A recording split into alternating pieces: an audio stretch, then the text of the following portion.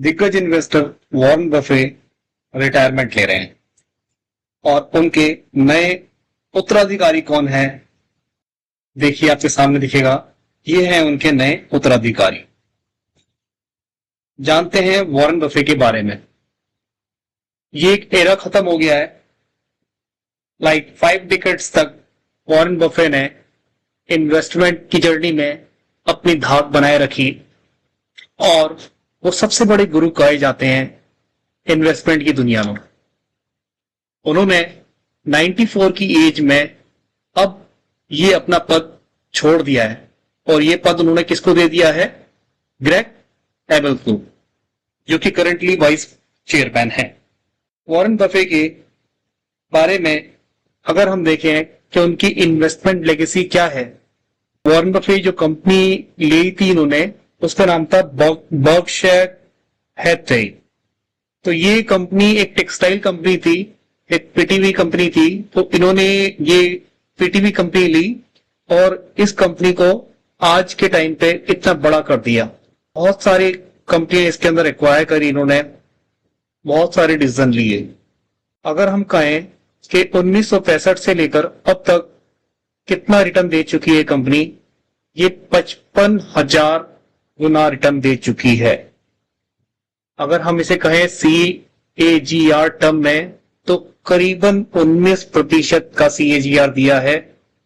और इनका best year कहें अगर रिटर्न का, इस कंपनी का, बर्कशायर हैथवे का, तो 102% सन 1979 में दिया था और वर्स्ट जब लेमैन ब्रदर की दिक्कत आई थी तब दिया था।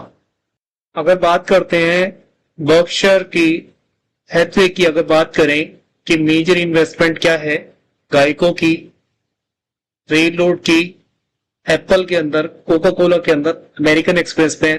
तो Apple, Coca Cola, American express जब से इन्होंने लिया, इसकी होल्डिंग इन्होंने कम नहीं करी। हाँ, एप्पल की ट्रिम करी इन्होंने। अब यूटिलिटी और एनर्जी कंपनी के अंदर भी इन्होंने पैसा लगाया। इस टाइम ये 347.7 मिलियन का कैश लेके बैठे हुए हैं और ये बहुत बड़ा कैश होता है। हम इमेजिन भी नहीं कर सकते कि कितना कैश है ये। अगर हम बात करते हैं कुछ फेमस कोट की वॉरेन बफे की, तो ये बड़ा फेमस कोट है, नेवर लूज मनी। पहला रूल ये है। और दूसरा रूल ये है, नेवर फॉरगेट रूल नंबर 1, आपको अपना पैसा खोना नहीं है। और दूसरा रूल है कि पहले रूल को आपको कभी भूलना नहीं। एक और ही बहुत अच्छी बात कही इन्होंने, it's better to buy a wonderful company at a fair price than a fair company at wonderful price. मतलब यह है इसका कि आपको एक अच्छी कंपनी अच्छे दाम पे लेनी है, बजाय कि एक ठीक ठाक जैसी कंपनी बहुत अच्छे प्राइस में ले। ग्रेग एबल की बात करते हैं, जो सक्सेसर हैं, ये हैं, कैनेडियन हैं और इन्होंने CPA कर रखा है, कॉमर्स ग्रेजुएट है।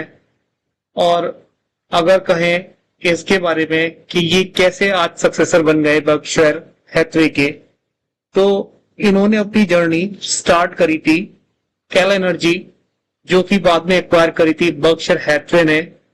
और इन्होंने यहां एक्सपेंड करा अपना रिन्यूएबल और इंफ्रास्ट्रक्चर के अंदर। इनकी परफॉर्मेंस अच्छी थी, तो ये 2018 के अंदर वाइस चेयरमैन बन गए। और इनका परफॉर्मेंस से खुश होके देख के आज ये डिसीजन ओबामा ने ले लिया कि भाई मेरे सक्सेसर आप होंगे at the end of this year. Highly respected for the strategic clarity and leadership. Buffett ने 2021 में कहा था, अगर मैं नहीं रहा तो कल, अगर मैं नहीं रहता, आज मैं अगर नहीं रहता, तो मेरा उत्तराधिकारी ग्रेग होंगे। तो ये कहीं ना कहीं उन्होंने पहले ही क्लियर कर दिया था।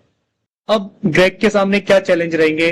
ग्रेग के सामने चैलेंज रहेंगे जो बफे ने इतने 5 दशकों तक इस बर्कशायर हैथवे को संभाला, इतनी अच्छी रिटर्न दी, अब इतना बड़ा बेंचमार्क दे रखा है, क्या वो उस बेंचमार्क को मीट आउट कर पाएंगे?